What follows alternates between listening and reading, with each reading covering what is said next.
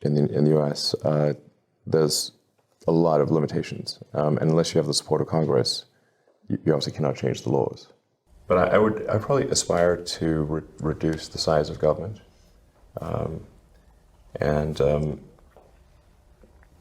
take a look at the regulatory situation and just make sure there's a good garbage collection of regulations. So if there are outdated, as there are many outdated and unnecessary regulations, there's a strong forcing function for creating new laws and regulations, but a weak forcing function for getting rid of bad laws and regulations.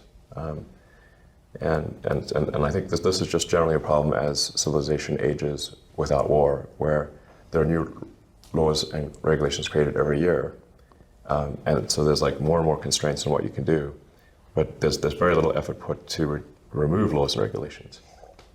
And so this is like hardening of the arteries of civilization, and eventually it'll be like Elvis Travels, where you're just... What?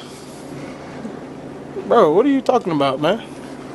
It'll be like Elvis Travels, where you're just tied down by thousands of little strings.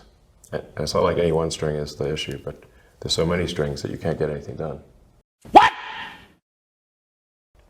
It'll be like Elvis Travels, where you're just tied down by thousands of little strings. And it's not like any one string is the issue, but there's so many strings that you can't get anything done.